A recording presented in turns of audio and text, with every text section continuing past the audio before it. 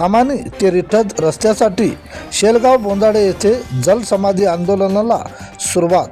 मालेगाव तालुक्यातील अमानी ते रिठद रस्त्यासाठी सामाजिक कार्यकर्ते तथा गावकरी मंडळीच्या वतीने दिलेल्या शब्दाला किंमत याप्रमाणे सामाजिक कार्यकर्ते शंकर गजानन वाझुळकर, विवेक बबनराव गवळी, भूषण खाडे, निलेश चांडे, मोहन लहाने यांचे निर्धाराने यांनी यापूर्वी या रस्त्याबाबत ग्रामपंचायत, तहसीलदार, बांधकाम विभाग, वाशिम जिल्हा अधिकारी कार्यालय तथा रस्ता संबंधित सर्व कार्यालयाला जाहीर निवेदन देऊन रस्ता तत्काळ होण्याबाबत निवेदने दिली होती।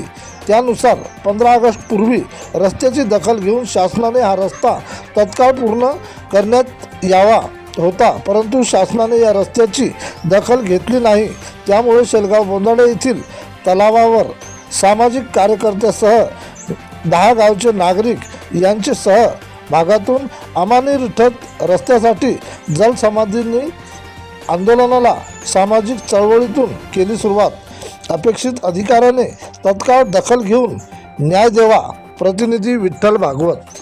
गेली कित्येक वर्ष वारंवार निवेदन देऊन तरी सुद्धा या प्रशासनाला याच्या कुठलंही गांभीर्य नाही।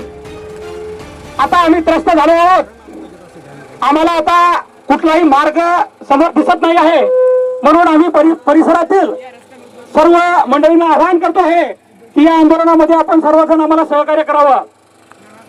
आता आम्ही प्रशासनाला विनंती करून थकलो।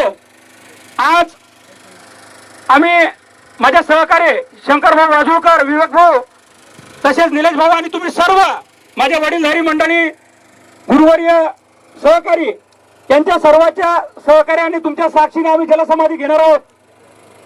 यामध्ये आम्हाला प्रशासनाचा आतापर्यंत सहकार्य मिळालं नाही, तरी हा लढा या रस्त्यासाठी कायम राहणार आहे। पुढे काय होणार आहे हे माहिती नाही, पण आम्ही आज या ठिकाणी तुमच्या सर्वांच्या साक्षीने या ठिकाणी जलसमाधी घेणार आहोत। आतापर्यंत आम्हाला प्रशासनाने धूलथापा दिल्या। या ठिकाणचे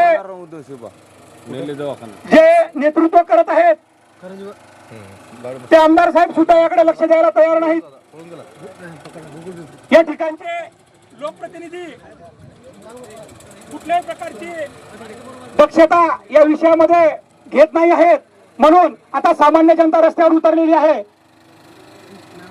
आता आम्हाला दुसरा कुठलाही पर्याय नसून आम्ही या ठिकाणी तुमच्या सर्वांच्या साक्षीने अवघ्या थोड्याच वेळात जलसमाधी घेणार आहोत। भारत